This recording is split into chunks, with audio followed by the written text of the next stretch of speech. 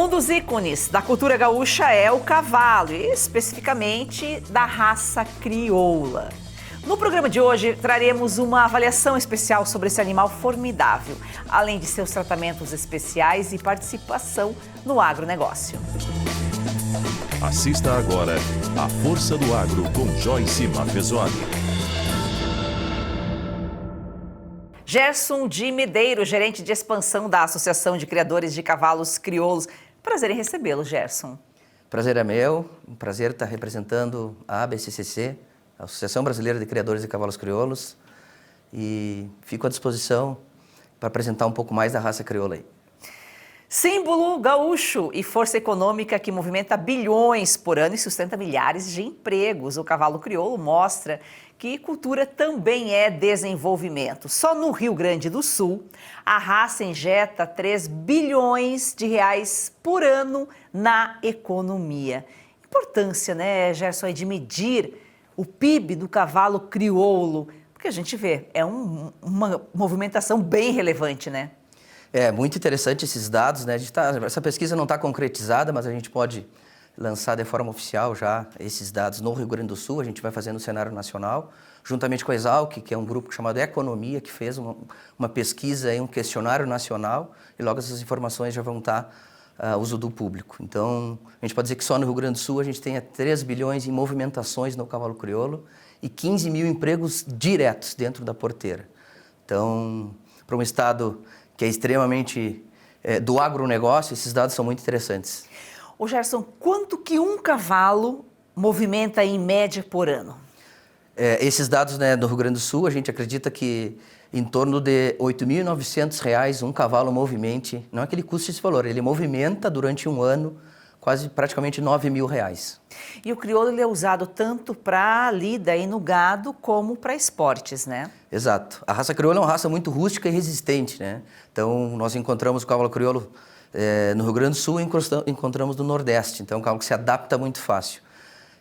A raça crioula tem as provas de seleção, que são 3 provas, a morfologia, freio e marcha de resistência, e um leque de opções de provas esportivas.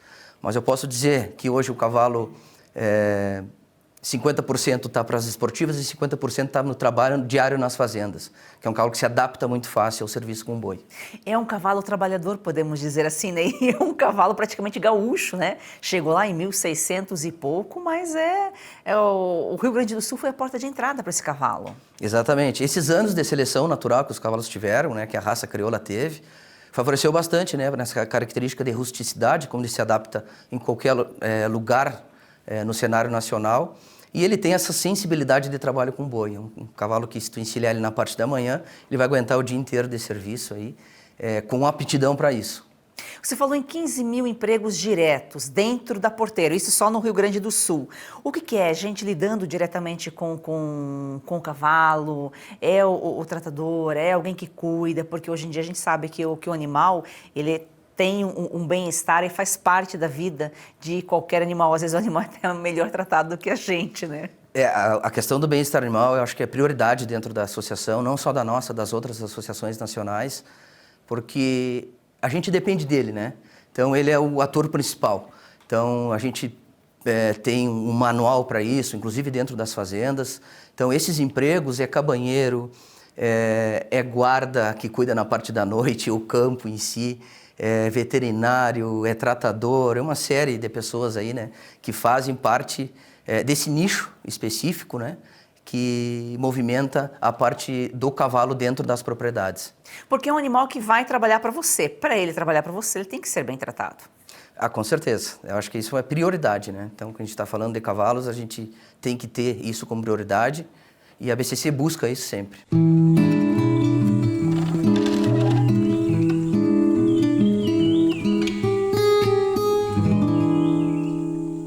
Já voltamos a falar do assunto de hoje, agora é momento de dar porteira para dentro com o Frederico Dávila. Prazer. Prazer é meu, Joyce, prazer é meu estar com vocês aqui todas as terças-feiras, trazendo um pouco da realidade do produtor rural. Os Estados Unidos iniciaram aí a colheita da safra de milho 25-26 com expectativa de mais de 425 milhões de toneladas. Número recorde, né, Frederico? Joyce, é a maior produção de milho da história mundial de um país, né? É uma coisa assim inacreditável. E nós estamos vindo, os Estados Unidos vem de uma produção de 350 milhões de toneladas. Então o salto é muito grande. E lembrando que a produtividade americana é quase o dobro da brasileira, né? Então enquanto a gente está falando aqui no Brasil de 6 a 7 mil quilos por hectare, em média, nós estamos falando nos Estados Unidos 11.500 quilos de média em determinadas regiões tradicionais da cultura do milho. Facilmente a gente consegue pegar estados com médias acima de 15 mil quilos por hectare. Praticamente o dobro do Brasil, até mais. Por quê? A que se deve isso? É clima, né? Clima e solo.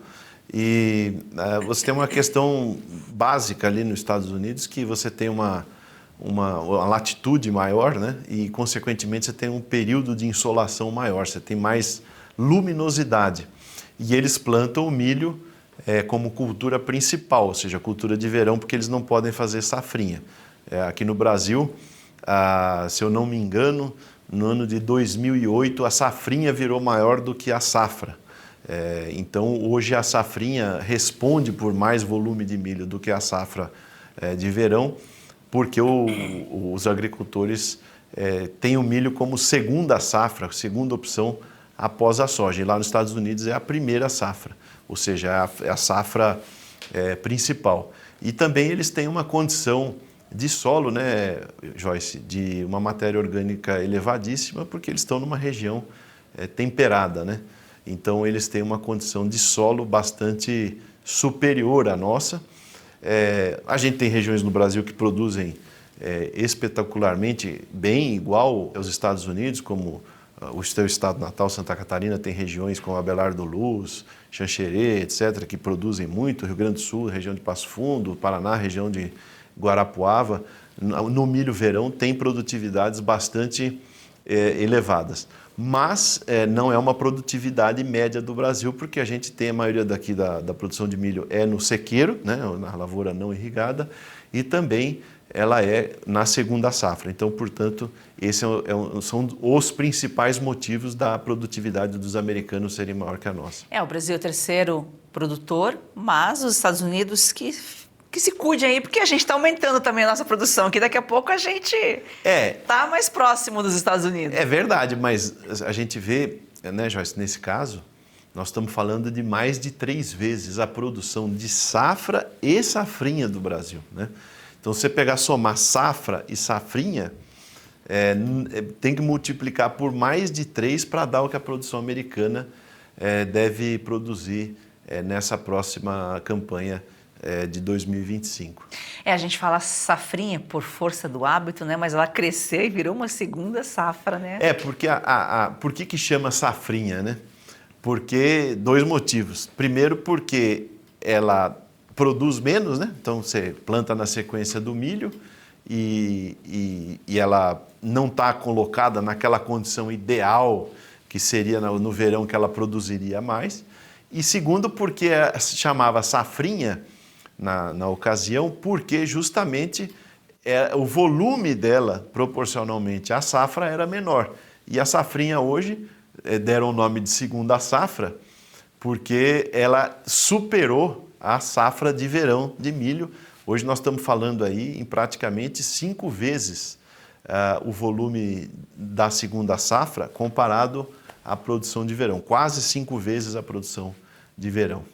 Agora, Frederico, os números do USDA influenciam imediatamente aí nos preços internacionais de milho e talvez até soja? Com certeza. Quem comanda os preços internacionais e, consequentemente, aqui dentro é o mercado de Chicago, que hoje os Estados Unidos tem o milho mais barato do mundo, né? Já com algumas áreas sendo colhidas no meio oeste americano e na parte sul também dos Estados Unidos. Você tem lá lavouras sendo já colhidas e esse processo de colheita deve ir até mais ou menos ali o início de novembro, finalizando os estados mais ao norte, né, ali na parte superior dos Estados Unidos.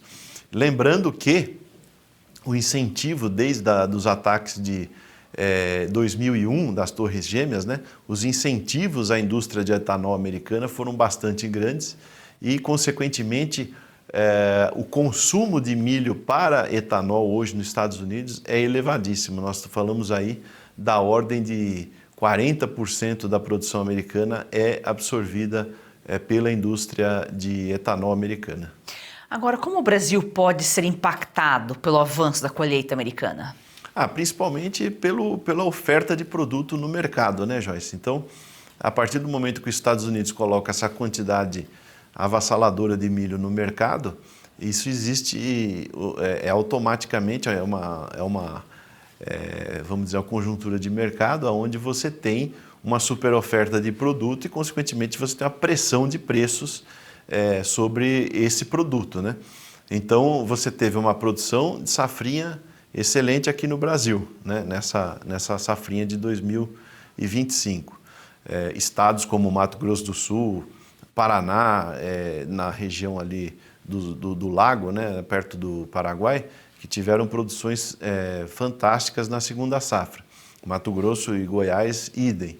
Então, você teve uma produção bastante grande aqui no Brasil.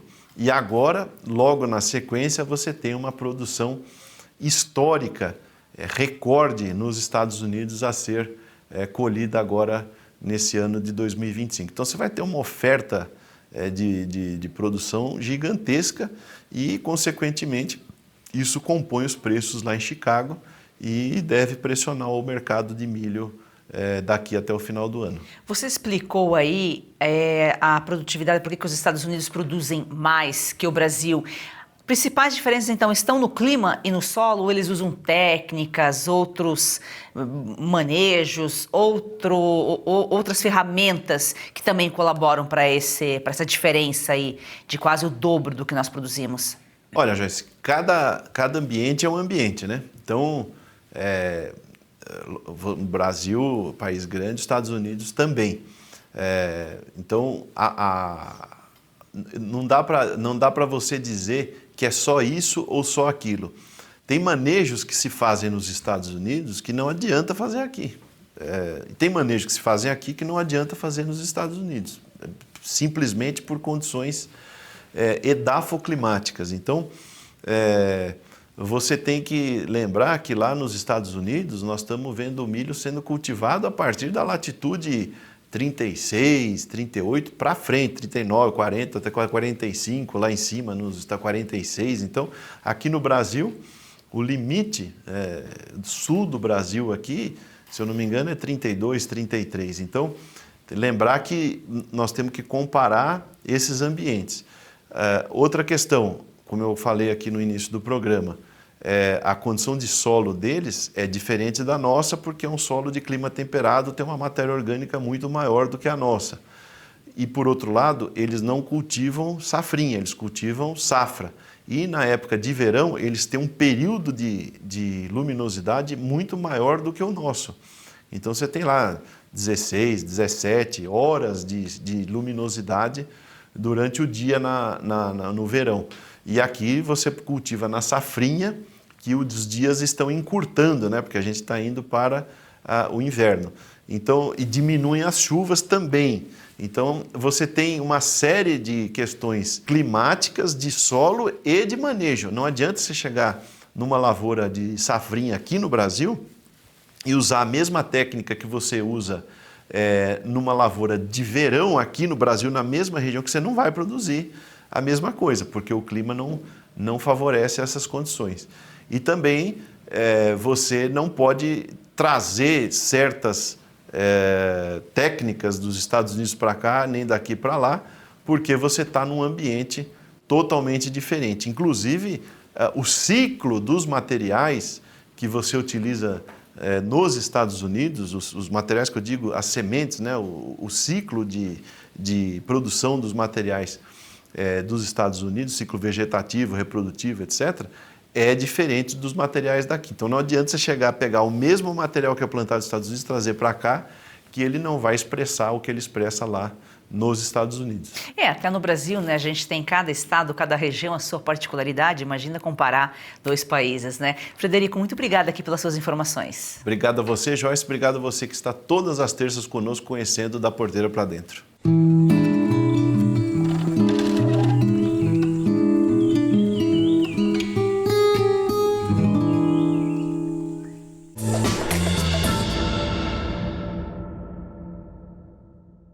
Nem todo mundo tem familiaridade com o digital, mas todo brasileiro tem direito de saber o que está acontecendo de verdade. Vem aí a Oeste TV. Assine a Oeste. Faça parte dessa história. Para apoiar mais este projeto da Oeste, faça sua assinatura com até 20% de desconto, com pagamento em até 8 vezes sem juros. Você pode assinar pelo site revistaoeste.com/assine ou pelo 0800 580 2020. Assine agora, nossa equipe está de prontidão aguardando você. Assine já!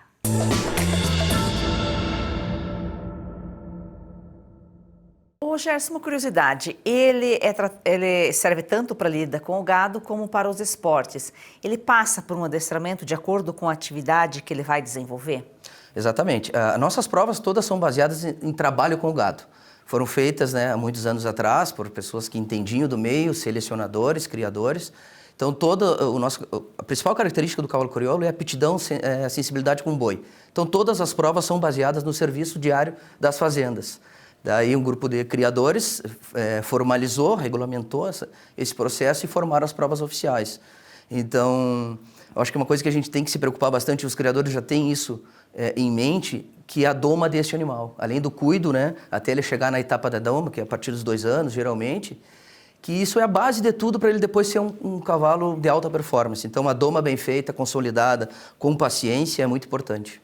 E em comparação com outras raças, é um cavalo assim mais fácil de adestrar, um cavalo que se adapta mais, porque a gente sabe que ele se adapta muito bem ao ambiente, tanto que é um cavalo que ele se adapta à seca, ao frio, à chuva, tem uma resistência, ele também tem essa capacidade, essa facilidade de ser adestrado mais facilmente? Esses anos de seleção fizeram com que a seleção genética, né, ficasse muito aprimorada em cima disso. E os cavalos estão mais inteligentes, né? Porque isso é uma seleção genética. A gente usa bons animais para fazer as cruzas e os produtos, consequentemente, vêm nesse avanço. Então, eu posso dizer, sim, que um cavalo crioulo é um cavalo muito inteligente, né? Aprende os comandos, não só o crioulo, como outras raças nacionais aí presentes, mas tem uma facilidade bastante grande aí na aceitação dos comandos. Quais são os estados com maior potencial de expansão da raça? A gente começou um projeto há 10 anos atrás, justamente aqui no estado de São Paulo. Eu comecei com esse projeto, hoje nós temos mais colegas que atuam no centro-oeste, no norte e no nordeste, mas porque a gente entende que São Paulo em si é uma vitrine esportiva, né? As maiores provas equestres estão aqui, maior vitrine para a gente mostrar o potencial do cavalo crioulo é aqui. Nós começamos esse projeto aqui, seguimos com muitos eventos, a gente faz praticamente aí de São Paulo para cima, eu posso dizer que é a nossa região 8, que é uma região que a associação considera como região 8, que é grande, mas a gente vem fazendo esse trabalho de fomento, a gente faz praticamente 100 eventos no ano. Então, mas São Paulo, por ter finais de outras raças que são importantes no cenário equestre, a gente tinha como prioridade, né, hoje também segue essa prioridade, principalmente pela visibilidade das provas equestres. Então, São Paulo se tornou aí a porta de entrada para a expansão nacional por meio do esporte. Exatamente, porque o nosso cavalo tem a principal aptidão, ele é trabalho com gado, e as provas com gado são muito fortes aqui. Então, a gente fez esse trabalho, como eu disse antes, a gente subiu na Rota do Boi, né? Começamos no Sudeste, fomos ao Centro-Oeste, ao Norte e, consequentemente, ao Nordeste. Fizemos a rota por estudos, né, dentro da nossa associação, que competia e tinha mais demanda no momento. E você falou aqui que 50% é para lida, 50% esporte. E quando a gente fala em cavalo, hoje cavalo de raça, já vem em mente esporte. E principalmente a raça crioulo, 50% praticamente aí da população aí dos cavalos crioulos são destinados para trabalho, para tocar o gado. Exatamente. Como eu ando, né, por inúmeros estados, fazendas, e então a gente conversa com a base, né, que é o peão, que monta todo dia, eles gostam bastante. Fala com o patrão lá para comprar mais umas éguas, enfim, porque é um cavalo que se adapta muito bem, tem um trote muito cômodo durante todo o dia de trabalho. No final do dia, além dele ter esse aguente, né, que é uma resistência da própria seleção da raça natural, ele é muito cômodo. Então, é um cavalo que se adapta extremamente. Essa sensibilidade com o boi do trabalho, de laçar para curar um bezerro, para tocar uma tropa, então ele se adapta muito fácil. Então, depois que ele entra numa fazenda, é difícil da gente, dos peões quererem montar em outro cavalo.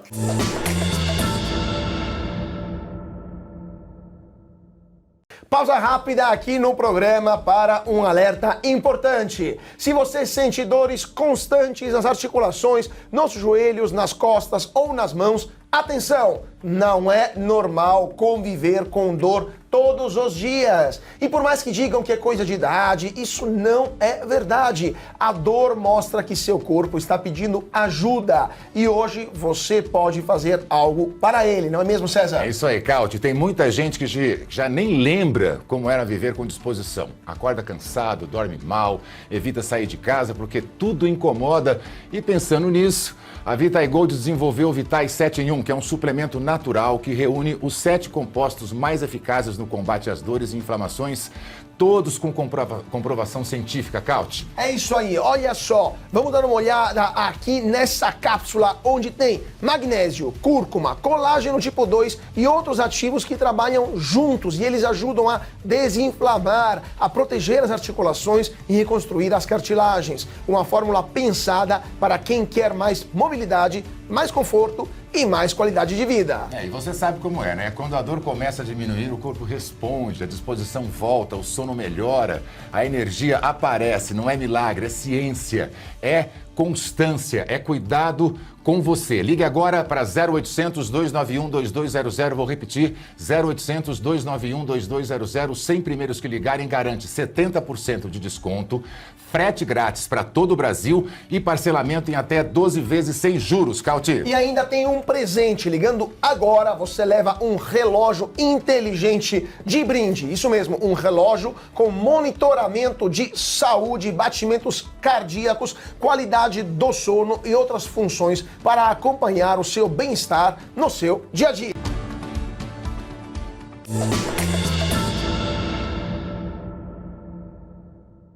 O que explica aí o crescimento médio de 14% ao ano e na receita nos últimos 4 anos?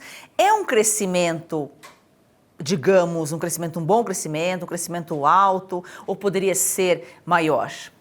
Acho que é um crescimento considerável, né, pelo cenário nacional hoje da economia. E eu acredito que seja essa visibilidade que a gente vem dando, né?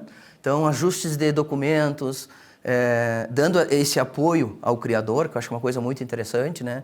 Dentro do nosso registro genealógico, né, tem o seu regulamento, a gente familiariza esse criador, faz com que ele faça os registros dos animais, né? E a gente consiga estar presente hoje nas grandes feiras nacionais. Hoje, eu me arrisco a dizer que em todas as feiras, as maiores feiras nacionais, o cavalo crioulo está presente, né, de forma oficial ou não, mas a gente tem essa experiência positiva e acredito que isso está relacionado a esse crescimento. Agora, em termos de impacto regional, a gente pode comparar, por exemplo, o PIB do cavalo crioulo a uma produção de soja ou pecuária de corte, por exemplo? Acredito que sim, pela movimentação financeira, né? Então, teve um estudo de um tempo atrás aí que comprovava que a movimentação financeira do cavalo nacional, não o cavalo crioulo, mas toda a parte equestre, é maior do que o setor automobilístico. Então, é uma movimentação muito grande, né? Hoje nós temos aí 5, 6 associações que são as que regem, né? E que são as maiores. Hoje, dentro do nosso Studbook, a gente tem praticamente 450 mil animais registrados. Então, é um valor, é um número muito, muito grande, né? Isso espalhado por todo o país. Então, as provas esportivas que impulsionam aí a popularização do crioulo?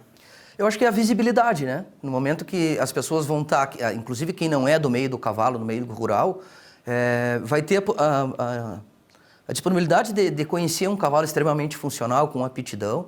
Então, eu acredito que seja essa visibilidade, essa vitrine que faça com que a gente foque muito nas modalidades esportivas. Por falar em modalidades esportivas, tem as 3 principais que o crioulo é